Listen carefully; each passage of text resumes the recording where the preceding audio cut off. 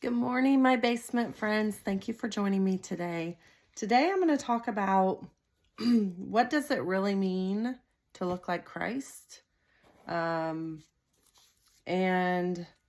talk about sin and what does Christ expect out of us? Like, you've got such a difference in people nowadays. There's so many people saying, "Oh, I'm a Christian."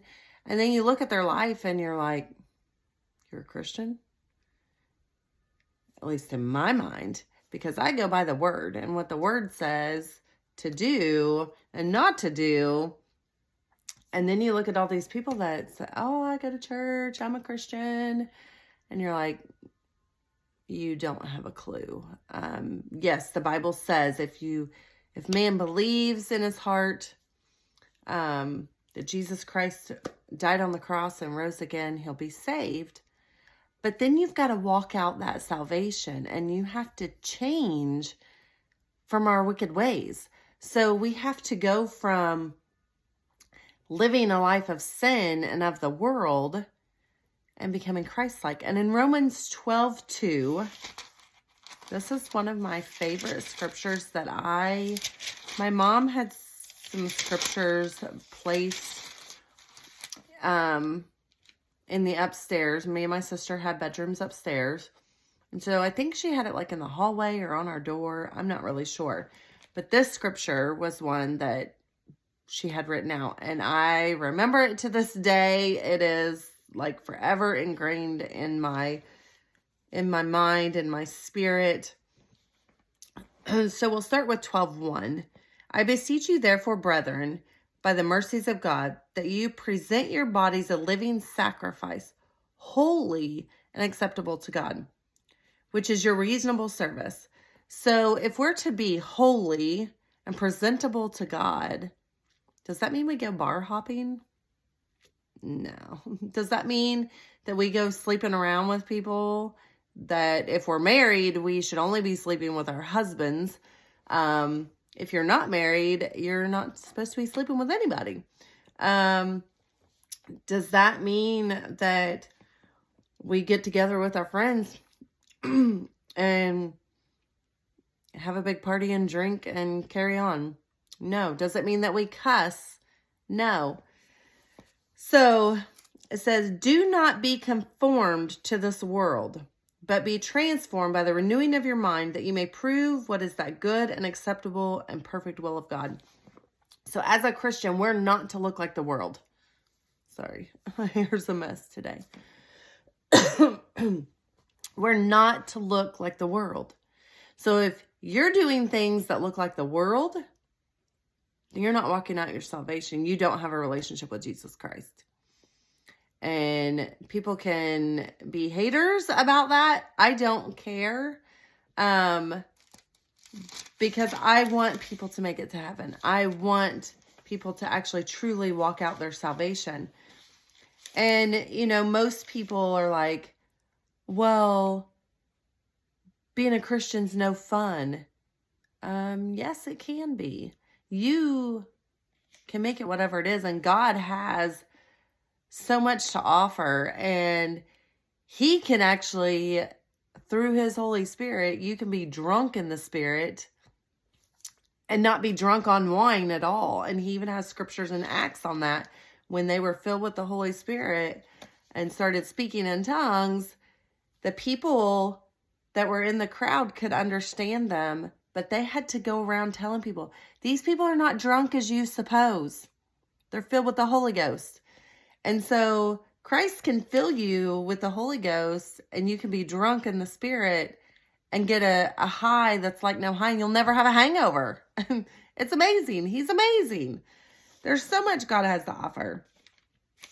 So I was going to read Romans 8:16. Let's see. Or first I was going to read 6:23. Romans 6:23. So you're like, what's it matter? Who really cares? God doesn't care. God was a friend of sinners. yes and no. God loves everybody. He would go and sit with the sinners. But do you understand that when he went to the sinners, he didn't become like them. He told them, stop what you're doing, repent, turn from your wicked ways, and follow me.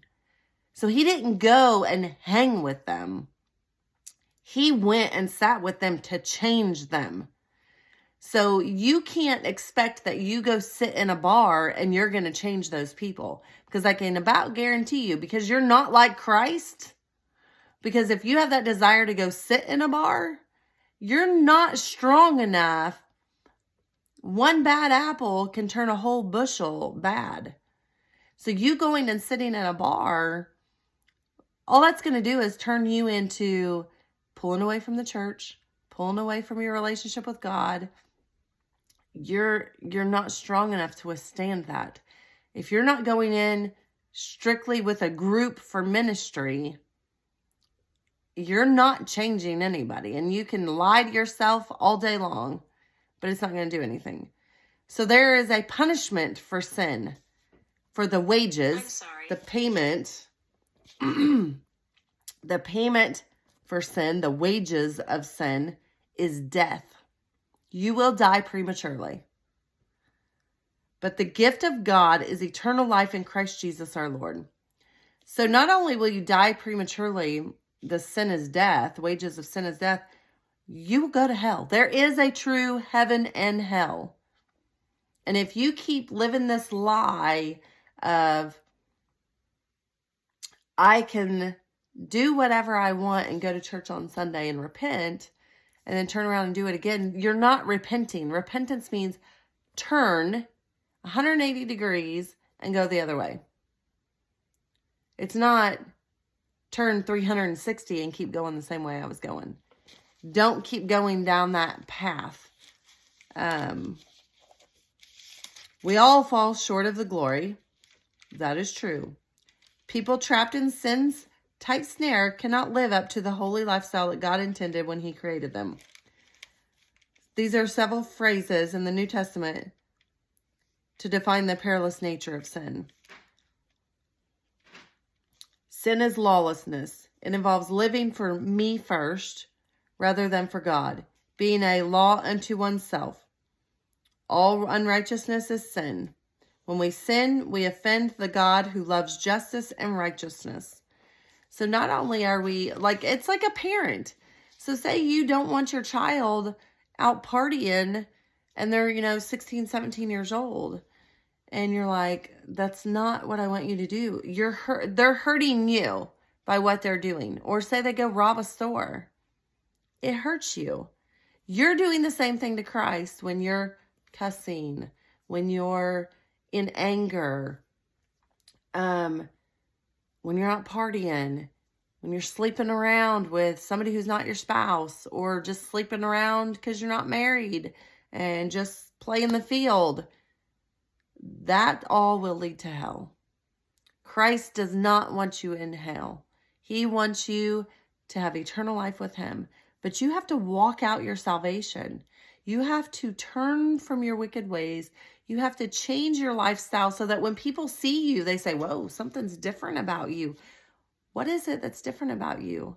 What's going on? Why don't you party anymore? Why don't you come hang out at the clubs with us anymore? Because I've changed from my wicked ways. Because I want to be a true follower of Christ. I want people that are hurting saved. I want those that are in depression to come out of that. Well, they can't come out of it if the people they're around that say they're Christians aren't living a Christian lifestyle. I was going to read Romans 8:16. Let's see what that has to say. Or 7 first. I think it was 7:17 is where I'm going to start. But now it is no longer I who do it, but sin that dwells in me. For I know that in me, that is, in my flesh, nothing good dwells. For to will is present with me, but how to perform what is good I do not find. For the good that I will to do, I do not do, but the evil I will not to do, that I practice. Now, if I do what I will not to do, it is no longer I who do it, but sin that dwells in me. And that's where, when you need to seek help, if like you just can't stop, you need to seek counsel. You need to find a church that you can go and talk to and say, hey, I don't want to live like this anymore. I don't want to do this anymore.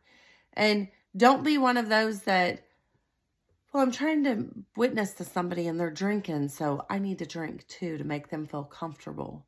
Or I need to cuss too to make them feel comfortable. No, no, no, no. You need to be the opposite. You need to be like Christ. Christ didn't go around drinking up with the buddies. He didn't go cussing. No, he told them, the Samaritan woman, he told her what her sins were, and he said, go and sin no more. He didn't say sin is okay. He said, don't sin anymore, right? So we are to turn.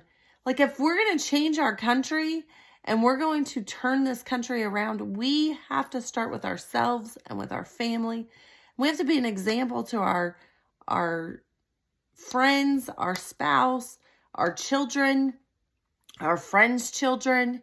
There's so many people, our coworkers, there's so many people that are watching us that if we don't, have an example of a lifestyle that's not like theirs, that say, no, I draw a line in the sand. I set a standard above anybody else, that I'm not going to live like that anymore. Christ has called us to turn away from our wicked ways. We're not to be a sinful generation. We're to be an example. We're to look like Christ. And to look like Christ, yes, we can be friendly to the sinner, but we also call them out and say, Christ doesn't want you doing that. If you're going to be a Christian, no longer can you live like the world. You're to be called out to be like Christ. So I just want to pray with you. If you're somebody who's watching and you don't know Christ, I ask that you want what I'm talking about, and you want to change your lifestyle, I ask that you pray this prayer with me. Lord Heavenly Father, I just thank you right now. I ask that you minister to the ones that are listening to this video. And for all those who are sinners that want to change, or that say they're Christians that want to change, I just ask that you repeat after me. Lord Heavenly Father, I thank you that you sent Jesus to die on the cross for my sins. He would have done it if it was just for me. And that after 3 days, he rose again to sit at your throne. And then sent his Holy Spirit to fill me, to help me walk out this life, that I sin no more. Forgive me of my sins. Forgive me of my trespasses. I forgive anyone who sinned against me. And I ask that you help me to change. Help me to walk this out. In Jesus' name, amen. Now, if you're somebody who doesn't have a church home, find a church home. But find one that preaches the word of God, that preaches that sin is evil, that sin is not okay. Grace is there, mercy is there for when we fall. But we're not to live in the grace and mercy lifestyle of, oh, well, I sinned, it's okay. I'm just going to ask God to forgive me later. I'm going to go hang out at Mardi Gras that's coming up and party it on. And then on Wednesday, I'm going to ask for forgiveness and I'll be okay. No, that's not how it works. What if you're to die Tuesday night before you go and repent on Wednesday? It's not how it works. He looks at our heart. And if we're constantly flipping that bait switch of, oh, well, I'm just going to go have fun because Christianity is not fun. I can't go and do what I want to do and have fun. We have a lot of fun. You can have a lot of fun as a Christian, and you won't have the consequences of sin, of hangovers, puking your guts out, possibly going to jail, people mad at you. We do have people mad at us, obviously. But those who are who are truly walking this out are going to love you and not hate you. You're going to have haters because people who want to live in sin are going to hate you. And that's okay, because Christ had haters. People, Pharisees and the Sadducees, hated him. But they weren't really Christ followers. They were religious people. And you may say, well, it's religion to say that I can't go out and drink. No. It's salvation. It's walking out with Christ. It's do not be conformed to this world that is saying don't drink anymore. Don't sleep around anymore. Don't be a swinger. That's not of Christ. Don't have multiple wives or multiple husbands, multiple boyfriends, sleeping around with your boyfriend, partying, drinking it up. You're not making it to heaven. And I pray that this convicts you and that you will turn your life around and that you will find a church that's strong in the Lord. Even if you have to drive 30, 45 minutes to get somewhere, find something to hook up into. And if you can't online, there's so much online. So much that you can find online. There's a lot of bad online, but there's a lot of good online. Bill Johnson with Bethel is a good one. Chris Valtone, same church. You've got Kenneth Copeland, Kenneth Hagin Jr. I believe he's still preaching, but Rhema. You have the Rock Parkersburg, which is where we go. Columbus, there's the Rock Columbus. Zanesville, there's the Rock Zanesville. There's Keith Moore in Branson and in Florida. Those are big ones. There's tons of small ones as well that are really seeking God. We're in a time where Jesus is going to be coming back. And if you aren't right with God, you're going to be left for the tribulation. And it is not going to be fun. And the pits of hell are not going to be fun either, because they're real. It's torment. It's fire. Constant pain. Heaven is no pain ever. No worry. No doubt. No fear. No hurt. Nothing but good is in heaven. So I challenge you. And if you are a Christian, I challenge you to look like a Christian, behave like a Christian, be Christ-like. If you are somebody who's having depression because of loss or feeling empty inside, I've written a book called Hope in the Loss. It's on Amazon. If you know somebody, or if you're somebody who's dealing with that, get my book. It's very inexpensive. It's an easy read. You can read it in a day. But I challenge you to go and read what I talk about. How I got through my journey of losing hope, but then finding it again. Through Christ, through his healing, through his word, I've become whole again.